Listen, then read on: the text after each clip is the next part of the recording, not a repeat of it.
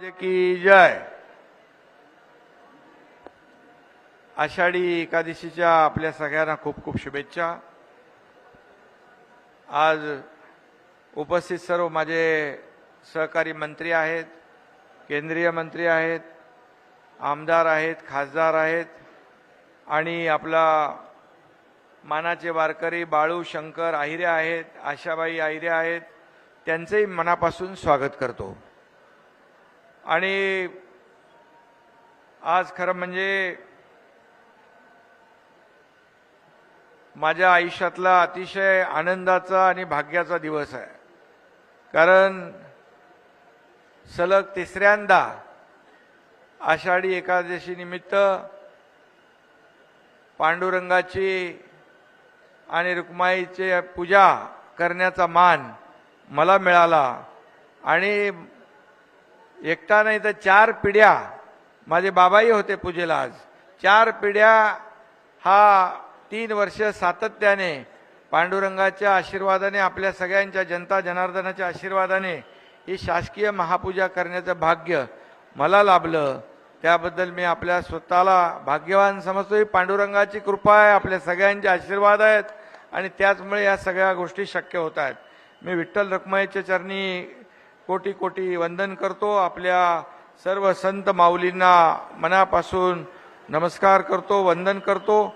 खरं म्हणजे वारकरी संप्रदायाची भगवी पताका आपण फडकवत ठेवताय, त्याबद्दल देखील आपल्या सगळ्यांना धन्यवाद. पंढरपूरला आपण आल्यानंतर सगळीकडे जो पांडुरंगाचा जयघोष आपण ऐकतो, या ठिकाणी सगळं जे काही वातावरण पाहतो आपण, अगदी भक्तिमय वातावरणामध्ये सगळे लोक आशीर्वाद घेत आहेत, पांडुरंगाचं दर्शन घेत आहेत. मला वाटतं यावर्षी गेल्या वर्षापेक्षा जास्त 20-25% वारकरी आमचे बांधव भगिनी जास्ती संख्येने आलेले आहेत. कारण पाऊस चांगला पडलाय, पेरण्या झाल्या, दुबार पेरणीचं संकट नाही.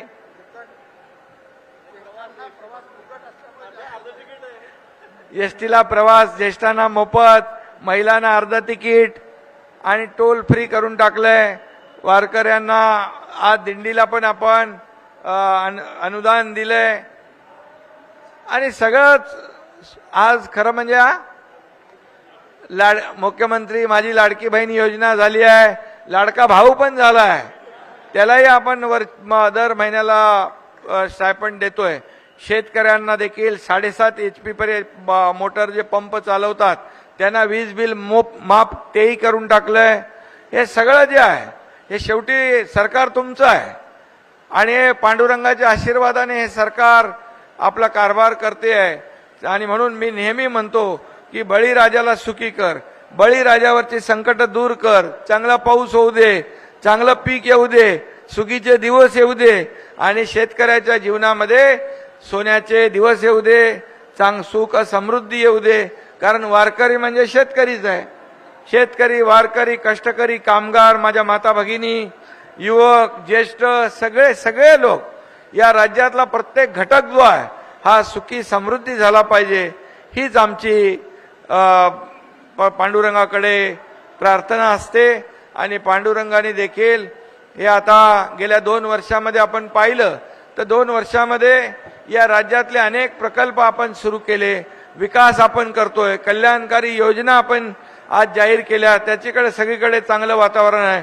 आणि मला सगळ्यात आनंद म्हणजे आपले औसेकर महाराज मगाशी मला दाखवत होते, तिकडेही आपल्या नवीन जे आपण काम केलं आणि हे पण आपण नवीन केलंय. म्हणजे जे जुनं रूप आहे ते आपलं पुन्हा या ठिकाणी या मंदिराचं आपण आणतोय, हे सगळ्यात जास्त समाधान आणि आनंद आहे. कारण जे काही इथं आपण 73 कोटी रुपये दिले ना, 73 कोटी 80 लाख रुपये आपण ह्या मंदिराचं जे काही संवर्धन करण्यासाठी दिले, त्याचाही उपयोग इथं होतोय, चांगलं काम होतंय. आणि म्हणून मी मनापासून आपल्या सगळ्यांना खूप खूप शुभेच्छा या ठिकाणी देतो. आज खरं म्हणजे सगळ्यांना आज आपली पूजा चालू असताना देखील मुखदर्शन आपण बिलकुल बंद केले नाही, ते चालू ठेवलं. कारण शेवटी 18 तास आपले वारकरी रांगेमध्ये उभे राहतात आणि त्यांना पांडुरंगाचं दर्शन घ्यायचं असतं. म्हणजे आपल्या शासकीय पूजेमुळे त्यांचं दर्शन बंद होऊ नये, मुखदर्शन देखील चालू आपलं गेल्या वर्षापासून आपण सुरू ठेवलं. आणि आपलं प्राधान्य पहिलं वारकऱ्यांना आहे. VIP लोकांपेक्षा वारकऱ्यांना पहिलं प्राधान्य देण्याचं काम आपण केलं पाहिजे. आणि म्हणून मी यापूर्वी देखील मगाशी औशेकर महाराज म्हणाले की मी अगोदर आलो, पहिलं बघितलं सगळं आणि सगळ्या सोयी नियोजन. इकडे आमचे 3 मंत्री आपले तानाजी सावंत, गिरीश महाजन, चंद्रकांत दादा इकडे थांबून होते. आणि आमचं नियोजन एवढंच की बाबा याच्यामध्ये वारकरी संप्रदाय येतो मोठ्या प्रमाणात लाखांच्या संख्येने, त्याची गैरसोय होऊ नये. मला थोडंसं पहिल्यापासून सवय आहे, कार्यकर्ता मुख्यमंत्री असलो तरी सुद्धा कार्यकर्ता म्हणून काम करायची सवय आहे. त्यामुळे मी त्या दिवशी देखील आपल्या वारकऱ्यांची गैरसोय होऊ नये म्हणून गाड्यांच्या ताफ्यामुळे मी मोटरसायकलवर बसून गेलो, सगळा परिसर पाहिला. आणि सगळं पाहिल्यानंतर जिल्हाधिकारी आणि आपले सर्व प्रशासन त्यांना ज्या ज्या काही सूचना दिल्या. आज स्वच्छता चांगली आहे ना? स्वच्छता चांगली आहे ना? का मी सांगतोय चांगली आहे म्हणून? स्वच्छता, पिण्याचं पाणी, या ठिकाणी नियोजन, या सगळं जे काय आरोग्य केंद्र, 4 ठिकाणी आरोग्य केंद्र, 8 लाख लोकांनी त्याच्यामध्ये तपासणी केली. 15 लाखापर्यंत त्यांची व्यवस्था त्या ठिकाणी केली आहे. जेवढे आपले वारकरी येतील त्यांची आरोग्याची काळजी देखील आपल्या शासनाने आणि प्रशासनाने घेतलेली आहे. मी जास्त वेळ घेणार नाही, कारण आपल्या सगळ्यांना अनेक लोकांना इथं दर्शन घ्यायचं आहे. त्यामुळे मी एवढंच सांगतो की खऱ्या अर्थाने आज मला आनंद आहे, समाधान आहे की मुख्यमंत्री असताना यामध्ये पांडुरंगाच्या या पंढरपूरमध्ये अनेक कामं करता आली. गेल्या वर्षीपेक्षा आपण निधी पण डबल दिला. कलेक्टर काय बरोबर आहे ना?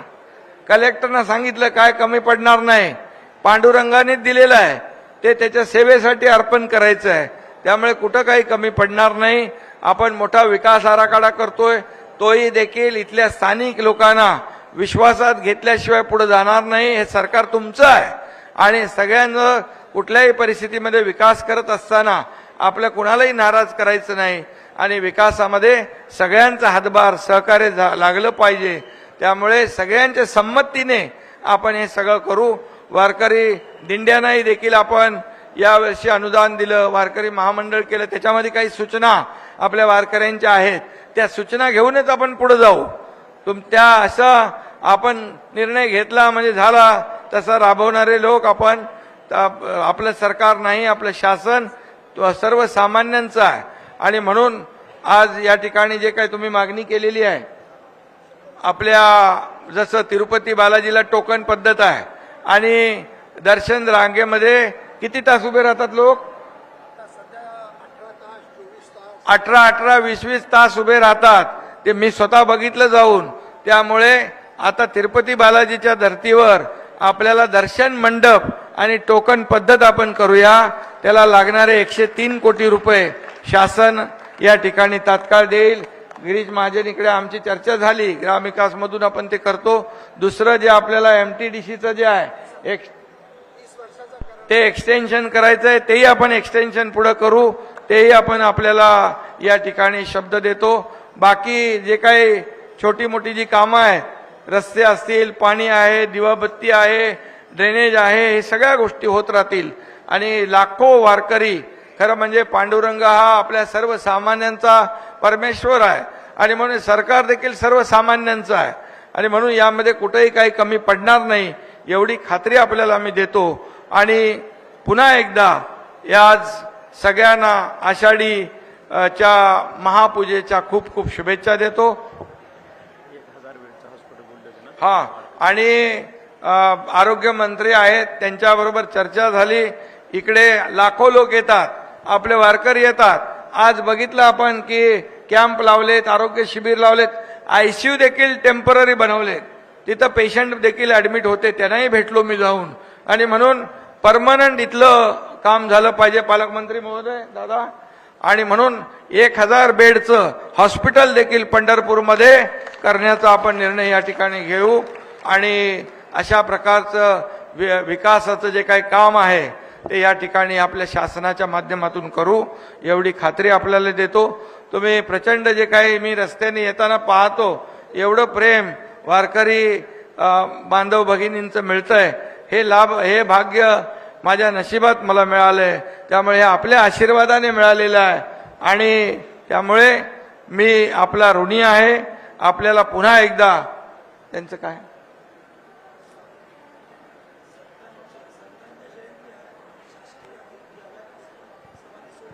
ठीक आहे ते मी घेतो निवेदन. तर तुम्हाला पुन्हा एकदा मी मनापासून खूप खूप शुभेच्छा देतो.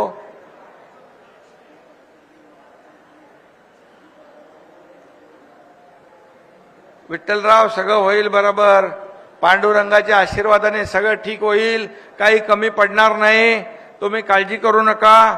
शेवटी एक सरकार कुणाचं आहे? तुमचं आहे. ते तुम्हाला ज्या काही सोयी सुविधा द्यायच्या या पांडुरंगाच्या आशीर्वादाने मिळत राहतील एवढंच शब्द देतो मी आपल्याला. पुन्हा एकदा सगळ्यांना मनापासून खूप खूप शुभेच्छा देतो. मंदिर समितीचं कर्मचाऱ्यांचा काही तर विषय आहे बरोबर ना, 7वा वेतन आयोग, आणि त्याच्या बाबतीत देखील आपण सरकार सकारात्मक आहे, बिलकुल त्यामध्ये काळजी करू नका. आपलं हे सरकार देणारं आहे आणि दोन्ही हाताने देणार आहे. पांडुरंग जसं देतोय तसं या ठिकाणी आपल्याला मी एवढंच सांगेन की ज्या ज्या काही अडचणी आहेत त्या आपण अडचणी सोडवू आणि छोट्या मोठ्या तर अडचणी असतील त्या आपल्याला बसून सोडवता येतील. पालकमंत्री आहेत, आमचे दोन्ही मंत्री आहेत, हे सातत्याने संपर्कात आहेत. त्यामुळे दर्शन रांगेत देखील खूप लोक उभे आहेत. त्यामुळे मी जास्त वेळ आपला घेत नाही. मी आधीच औसेकर महाराजांना सांगितलं हा कार्यक्रम अतिशय आपण थोडक्यामध्ये आटपूया.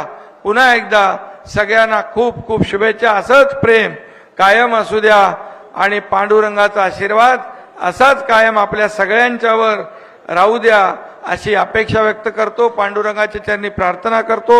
धन्यवाद. जय हिंद, जय महाराष्ट्र. धन्यवाद सन्माननीय मुख्यमंत्री महोदय. ज्ञानेश्वर माऊलींचं एक वक्तव्य आपण सार्थ केलं. चिंतामणी येता हाती सर्व इच्छा पूर्ण होती. नक्कीच सर्वांच्याच या सर्व इच्छा आपण पूर्ण कराल